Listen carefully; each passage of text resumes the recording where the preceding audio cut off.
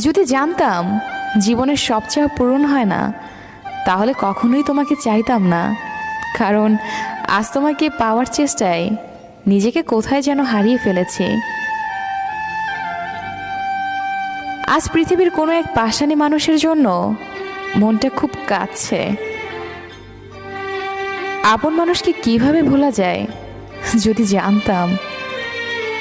সম্পর্কের মৃত্যু ঘটাতে শুরু হয় সেই প্রথম থেকে, যখন প্রিয় মানুষটি মিথ্যে বলা শুরু করে।